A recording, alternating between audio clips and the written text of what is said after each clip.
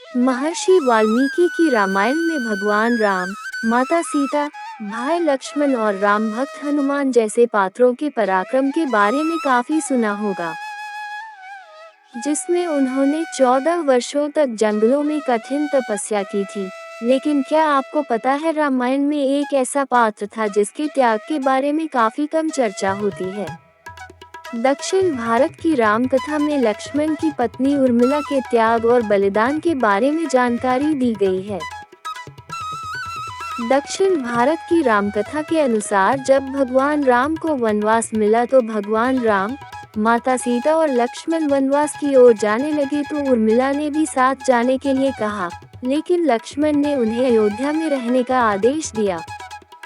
रामायण के रोचक किस्सों में से एक घटना भगवान राम के अनुज लक्ष्मण जी और उनकी पत्नी उर्मिला के बारे में भी है।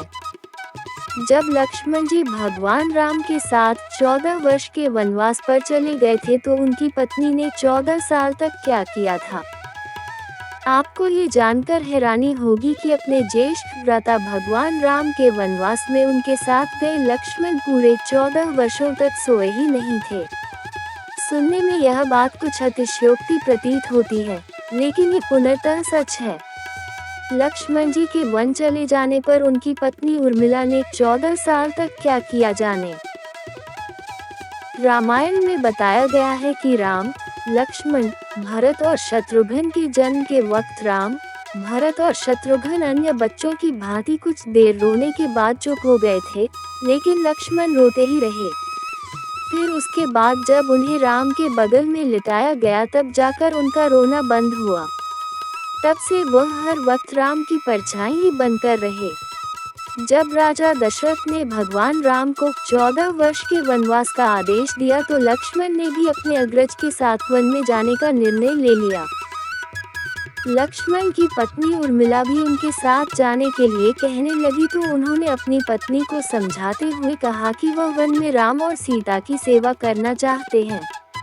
अगर उर्मिला भी उनके साथ जाएंगी तो उनके काम में विघ्न पड़ेगा। उर्मिला ने दिल पर पत्थर रखकर लक्ष्मण जी की यह बात मान ली और वह उनके साथ नहीं गई।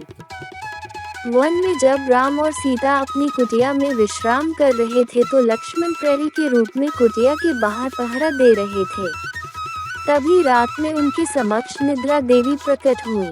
तब लक्ष्मण ने निद्रा देवी से वरदान मांगा कि उन्हें 14 वर्षों के लिए निद्रा से मुक्त कर दे। निद्रा देवी ने लक्ष्मण को वरदान दे दिया, लेकिन साथ में ये भी शर्त रखी कि उनके हिस्से की निद्रा को किसी न किसी को लेना पड़ेगा।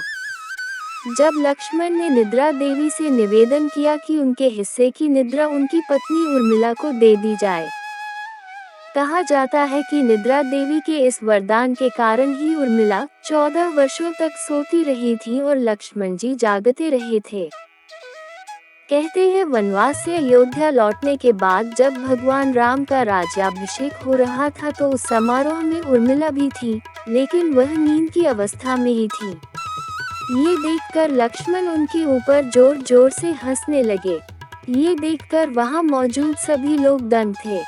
तब लक्ष्मण ने बताया कि उर्मिला अभी नींद में है, जब मैं उबासी लूंगा तभी उर्मिला की नींद टूटेगी। ये सुनकर सब लोग हंसने लगे और उर्मिला आहत होकर वहां से चली गई। रामायण के एक रोचक किस्से में ये भी बताया गया है कि जब लक्ष्मण जी वन से आए और पत्नी के कक्ष में गए तो उन्हें देखकर पत्नी भयभीत हो गई और पहचाने से इनकार कर दिया।